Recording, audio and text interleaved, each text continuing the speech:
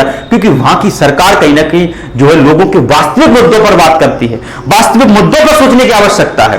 तो वहां की वास्तविक आवश्यकताओं की लोगों की वास्तविक आवश्यकताओं पर सोचती है, उनके लिए काम करती है। इसलिए स्टेट को पावरफुल हो, स्टेट को एक पॉजिटिव भूमिका में आने की आवश्यकता है और इकोनॉमिक डेवलपमेंट को करने की आवश्यकता है।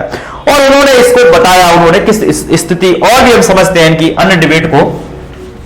अमृतसर ने ये अपने विचारों में उन्होंने ये बताया कि भारत जैसे देश में अभी अकाल यानी कि फेमाइन, कुपोषण और भुखमरी, हंगर की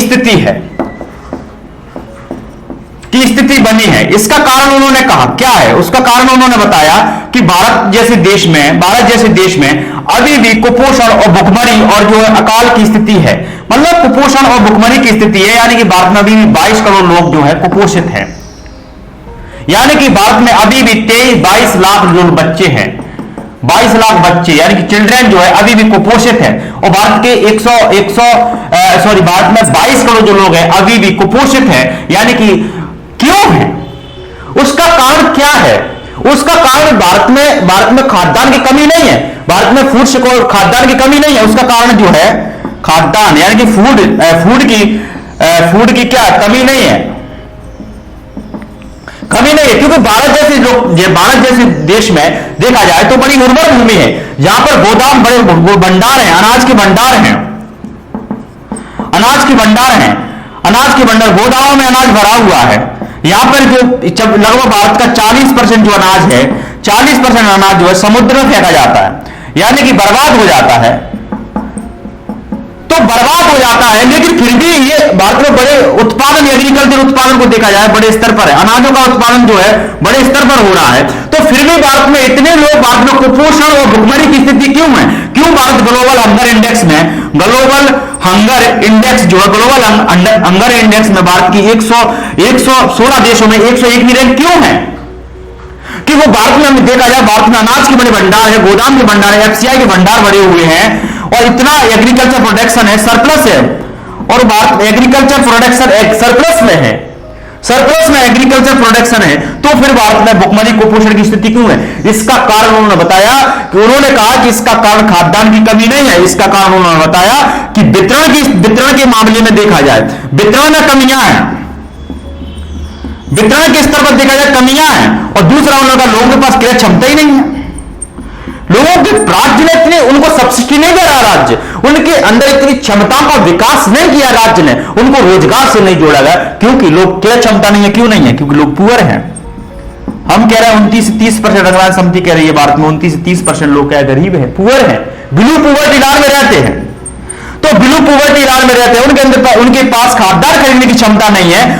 और फिर स्टेट के अगर वितरण के स्तर पर देखा जाए तो स्टेट गवर्नमेंट और सेंट्रल गवर्नमेंट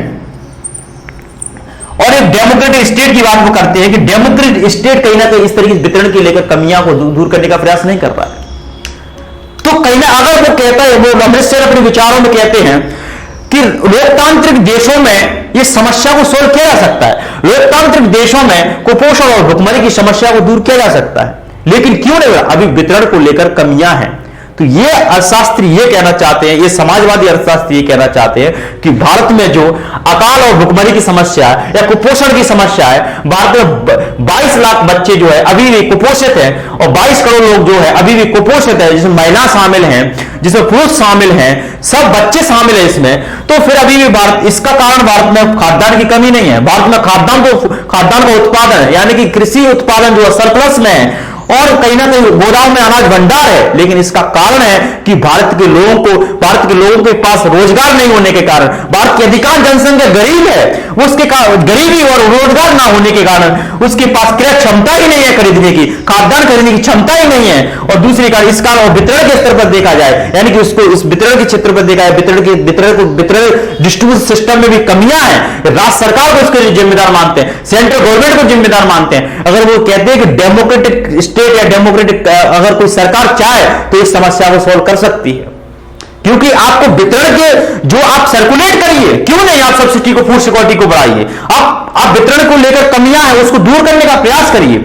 ऐसा अमृत सेन का मानना है। अपने विचारों के अंतर्गत वो सीधा सीधा एक डेमोक्रेटिक कंट्री, डेमोक्रेटिक सरकार को टारगेट करते हैं, क्योंकि लोगों को, डेमोक्रेटिक सरकार को, इसके लिए क्रय क्षमता विकसित करने के लिए क्या करना होगा राज्य को, इसके लिए लोगों को रोजगार से जोड़ना होगा राज्य को, और पुवर्टी पर करेंगे वर्क एंड पुवर्टी, यानी पुवर्टी पर प्रहार करने की जरूरत है। तो कहीं ना कहीं लोगों को गरीबी का उन्मूलन करने की आवश्यकता है। लोगों को गरीबी के दलदल और गरीबी के दो चक्कर से निकालना है, तभी लोग जो है कुपोषण और भुखमरी के दो चक्कर से भी निकलेंगे। नहीं, भारत की जनसंख्या ऐसे ही रहेगी। और खाद्यान्न संकट की कमी का कारण जो है यही है कि वितरण क्रय क्षमता की, लोगों के पास क्रय क्षमता और वितरण में बड़ी कमियां हैं। इसको भी उन्होंने बड़े स्तर पर समझाया। अमृत सेन ने यह कहा कि कुपोषण और भुखमरी, यानी कि जो मल न्यूट्रिशन और जो हंगर की स्थिति है, जो स्टार्वेशन की समस्या है, हंगर की समस्या है, इससे मुक्ति पाना है। और इससे मुक्ति पाना ही, इससे समस्या को निपटाना ही, इसको दूर करना ही, इस समस्या का उन्मूलन करना ही क्या है, तभी लोगों को क्या हो, मौलिक स्वतंत्रता मिलेगी। इसका संबंध उन्होंने क्या, मौलिक स्वतंत्रता से जोड़ा। तभी लोगों को वास्तविक स्वतंत्रता मिलेगी। ये तभी मौलिक स्वतंत्रता लोगों को मिलेगी। उन्होंने कहा कि राज्य को इस प्रकार की समस्याओं को समाप्त करने की आवश्यकता है, और इसको लेकर राज्य को बड़े स्तर पर पॉजिटिव भूमिका में आकर पॉवर्टी पर काम करने की आवश्यकता, लोगों को कहीं ना कहीं राइट टू एम्प्लॉयमेंट देने की आवश्यकता है, right to employment and poverty करने की आवश्यकता है। भारत की अधिकांश जनसंख्या को इससे जोड़ने की आवश्यकता है, गरीबी की दलदल से, यानी कि पॉवर्टी के ट्रैप से निकालने की आवश्यकता है, लोगों को रोजगार से जोड़ने की आवश्यकता है। लोगों को रोजगार दीजिए, तभी उनके पास क्या होगा, तभी उनके पास क्रय क्षमता बढ़ेगी, और क्रय क्षमता बढ़ने से लोग खाद्यान्न तक उनकी पहुंच हो जाएगी, एक्सेसिबिलिटी हो जाएगी उनकी, तो फिर कहीं ना कहीं से खाद्यान्न संकट का सामना उन्हें नहीं करना पड़ेगा। तो इस तरीके से ऐसा करेंगे जब उनके पास क्रय क्षमता बढ़ जाएगी, क्रय क्षमता बढ़ जाएगी लोगों को, जब स्टेट राज्य ऐसा राइट टू एम्प्लॉयमेंट देगा, एंड पॉवर्टी देगा, तो लोगों के पास क्रय क्षमता बढ़ जाएगी। क्रय क्षमता बढ़ने से क्या होगा, लोगों को फूड सिक्योरिटी से जुड़ जाएंगे। तो फूड सिक्योरिटी से जुड़ जाएंगे तो कई लोग फूड सिक्योरिटी से जुड़ जाएंगे, तो हेल्थ के मामले में लोग, हेल्थ और एजुकेशन के स्तर पर सुधार होगा, उनमें लाइफ एक्सपेक्टेंसी बढ़ जाएगी। तो इसका संबंध किससे है, हेल्थ, एजुकेशन, लाइफ एक्सपेक्टेंसी का संबंध, ये तीनों का संबंध किससे, ह्यूमन डेवलपमेंट से है। तो कहीं ना कहीं यही तो समझाना चाहते हैं कि लोग, राज्य को सबसे पहले लोगों के पास क्षमताएं तो विकसित करनी होगी ना, उसमें से एक क्षमता है क्रय क्षमता, यानी कि परचेज पावर को तो डेवलप करने की आवश्यकता है ना। और ये उन्होंने इसलिए बताया कि क्योंकि हेल्थ का संबंध किससे, शारीरिक विकास से है, और तब लोगों के पास, और एजुकेशन का संबंध किससे, लोगों के मानसिक विकास से है। जब ऐसा करेगा राज्य, तो ह्यूमन डेवलपमेंट, ह्यूमन रिसोर्स के मामले में, ह्यूमन डेवलपमेंट के मामले में राज्य आगे बढ़ जाएगा, उच्चतम ऊंचाई हासिल करेगा, तो तभी देश विकास होगा। तभी देश के विकास का वास्तविक मतलब है। नहीं, आर्थिक समृद्धि का मतलब क्या है, क्या गरीब लोगों को क्या मतलब है, गरीब लोगों को क्या ही मतलब है कि भारत की 5वीं दुनिया की सबसे बड़ी जीडीपी बन जाएगी, 2025 तक हमारी जीडीपी 5 ट्रिलियन की हो जाएगी। क्या मतलब है उसको, कि हमारी दुनिया की सबसे फास्टेस्ट ग्रोथ करने वाली जीडीपी है दुनिया की। ऐसे आर्थिक उन्होंने कहा कि गरीब लोगों, यानी गरीबी पर उन्मूलन करने, गरीबी पर गौर करने की आवश्यकता है। आप गरीबों को वास्तविक मौलिक स्वतंत्रता देने का प्रयास कीजिए। मौलिक स्वतंत्रता यानी कि लोगों को संसाधन दीजिए, वितरण दीजिए, वितरण के स्तर पर सुधार करने की आवश्यकता है। और ऐसा अमृत सेन का मानना है कि लोगों को हेल्थ और रोजगार का अधिकार लोगों को मिलना चाहिए, और एंड पॉवर्टी होनी चाहिए। इसलिए तब लोगों में क्या होगा, क्रय क्षमता विकसित होगी, तब वो सभी लोग, गरीब लोग जो है, सब लोग, भारत के सभी लोग जो है फूड सिक्योरिटी से जुड़ेंगे, और फूड सिक्योरिटी से जुड़ेंगे तो उनके अंदर हेल्थ के स्तर पर सुधार आएगा।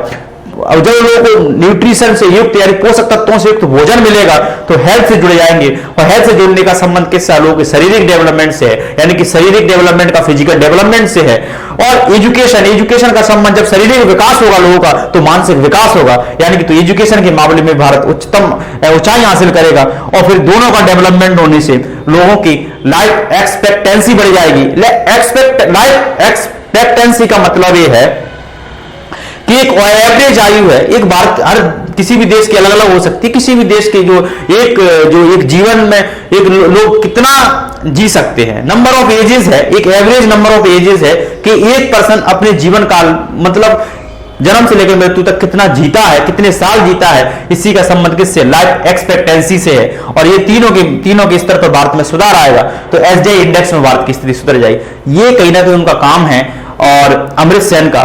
और अमर्त्य सेन को हमने विस्तार से समझा और अमर्त्य सेन ने ये सब विचार जो किताब में दिए थे, उनकी जो किताब है बहुत सारी, उनमें से एक किताब है उनकी, अमर्त्य सेन ने जो अपने जो फूड सिक्योरिटी से और फूड जो ये कुपोषण और भुखमरी पर जो उन्होंने काम किया, उनकी एक किताब है डेवलपमेंट